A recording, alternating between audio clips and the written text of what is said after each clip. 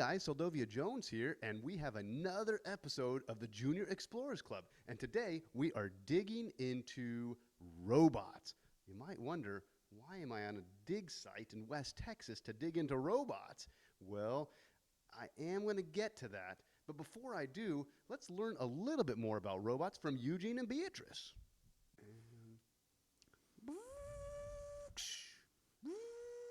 Hey, Eugene, what's going on? Oh, not much, except that I am pretending to be a robot. Why on earth are you pretending to be a robot? Funny that you should mention Earth, Beatrice, because in the latest issue of Space Androids from Neptune, Space? battling Martians from Mars, Battle? with laser blasters from Saturn, it mentions how one day robots will be everywhere on Earth. Won't that be futuristic? Imagine it, a planet with robots all over the place? Well, Eugene, your silly little comic may not be as far off as you think. In fact, it's estimated that more than 1 million industrial robots are in operation today, with the majority being in Japan. Is that so? Now wait a minute. If that is the case, why don't I see any robots walking dogs or carrying my groceries or doing my homework? Well, although robots have been invented that can do things like that, most robots around us are not as obvious. Things like free-roaming vacuum cleaners, free-roaming lawnmowers, even children's toys. Well, that's pretty cool, I guess. I can tell you're not impressed. So let me just add that some things have, robots have even been programmed to do some things that are too dangerous for humans. Things like disarming bombs or traveling where humans cannot go. Wow, that's remarkable. Yeah, in fact, NASA has sent 4 robotic vehicles called rovers to Mars already. In fact, they're planning to send a new rover in February of next year. It's called the Perseverance. Well, that's just too cool for school. But what I really want to know is, have they invented a robot that can make a tuna sandwich Tuna? with anchovies and And Tabasco sauce? Because, boy, I am hungry. Eugene.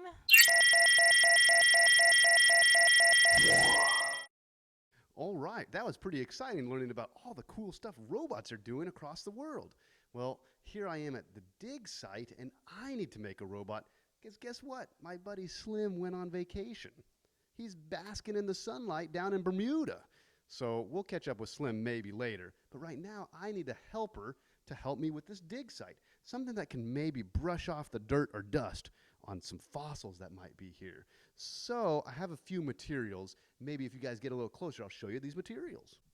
All right, guys, let's take a look at some of our materials. Now, we have 3 brushes that we're going to attach to our robot. We have 3 rubber bands for support, some tape for support. This cup is going to serve as the body of our robot. And then I have a battery compartment here with a black wire connected to the negative side and a red wire connected to the positive side. I also have a little motor. Now this motor, I went ahead and attached a little piece of glue stick on the end of this motor. That will make a little bit of wobble when the motor runs. So at home, if you guys are looking to do this, then go ahead and ask your parents for assistance, and you can use a electric toothbrush that has an offset motor that will also vibrate like this kind of motor. But remember, ask your parents to make sure it's okay to take those things apart. We'll be talking more about dissecting toys later. So to build this, let's go ahead and get started.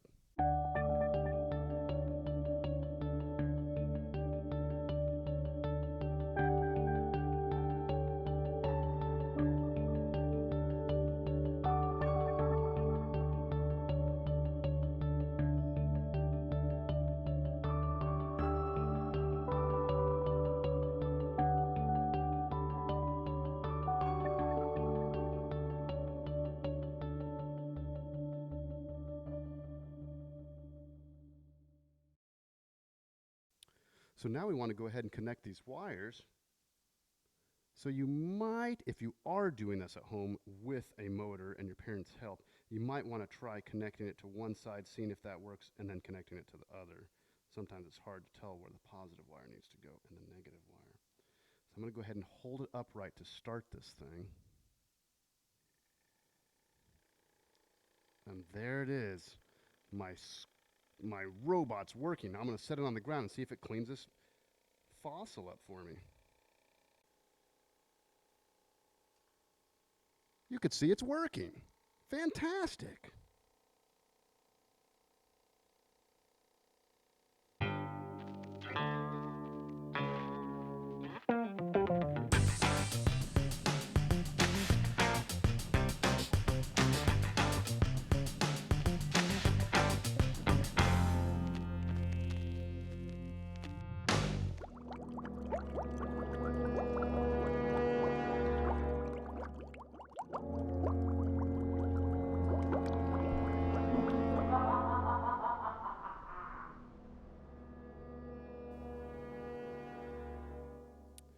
You've just witnessed the maniacal laugh of one Professor Bethany.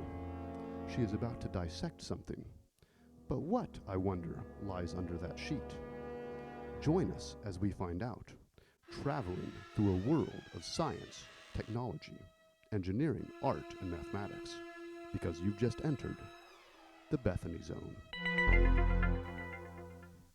Hey everyone, Professor Bethany here. I'm going to show you guys how to do something really cool today, and it's called dissecting a toy. Now, you don't want to just use any toy. So this needs to be a toy that you're okay if maybe it doesn't make it out all right. When you're dissecting a toy, it means you're taking it apart and finding out how it works, which is really fun if it's an electronic toy. But it's a good thing to, one, ask your parents' permission, and two, it needs to be a toy that it's okay if it doesn't make it out perfectly in the end. And now for the big reveal. That's right. We will be dissecting a lightsaber toy. So let's find out how we dissect a lightsaber toy. All right, guys. So when I'm dissecting a toy, I need to make sure that I have the right screwdriver. So most toys are connected together using screws, and so you'll need a screwdriver. And most of the time, it's a Phillips screwdriver, which is the one that makes kind of a cross shape. If it's just got one bar across, it's a standard. And sometimes that works, sometimes it doesn't. So you'll need to make sure you have the right screwdriver to get it open. And a lot of times it has to be a small screwdriver. So another thing I like to do is I get a piece of tape and I put it down on my table where I'm working, so I can tape all the screws together. This way they don't roll off the table, because if your screws roll away, it's really hard to put your toy back together. So I'll go ahead and I take out the screws in my thing, and mine actually has 3 screws. It has one here, and one here, but yours might have more screws. And then once I think I've got all the screws out, I can gently take off the top. Now, if your toy is turned on, you want to make sure it's turned off before you open it up. And also, if it has batteries, make sure you take them out. So this is what my toy looks like on.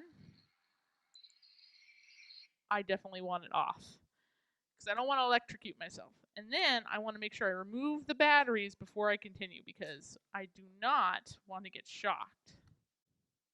All right, so now that I have my batteries out, when I try and turn my lightsaber on, it doesn't work. This is very good. I don't want it to turn on and electrocute me. So now my batteries are safely out. I can open up the rest of my lightsaber and look and see what's inside. Now there's different components inside of my lightsaber. This part right here, this is the sound box. It's where all the sound comes from. And you can see there are 2 wires. 2 wires that are connected here to this microchip. These 2 wires, one pushes electricity into it and one pushes electricity out. So it always has a circuit. There's at least 2 wires always going to each component. So this is my sound box. So I could actually take that out if I wanted to, or if I wanted to, I could disconnect the wires from it, and then my sound wouldn't work on my lightsaber, but the light would still work. Over here, I can see I have a light. So this is the light part of my lightsaber. I'm going to take it out a little bit. And you can see it's a big, long tube. And it's got multiple wires going to it because it's got a lot of little lights in it. So when I am working on this lightsaber, mine's got a ton of little teeny lights. And they're a little hard to see here, but there's one here, and they kind of come up. So I'm going to put that back in there so it's nice and safe. And then you can see, again, all of these wires, they connect right here to this microchip. This microchip is what tells it what to do when the electricity is on. So here's my switch, and my switch is also connected to electricity. The switch, when it switches on, the microchip tells it to give power to the lights and power to the sound box. And when it turns off, it tells it to take the electricity away from the lights and the electricity away from the sound box. So depending on what your toy has inside, it might have a lot of different features. Maybe it has more than one microchip. You won't know until you open it up, but only if you have your parents' permission and you don't mind if you make a mistake.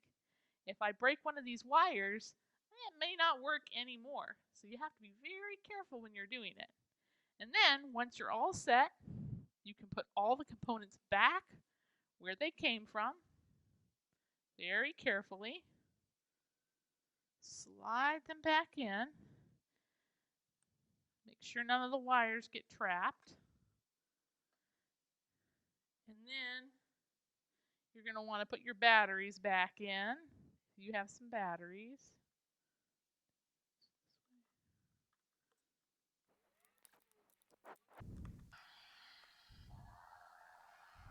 You can see I got mine working again. Its sound is on and everything.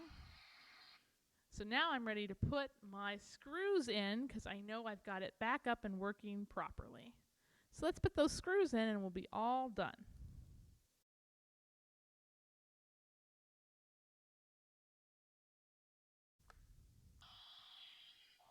All done.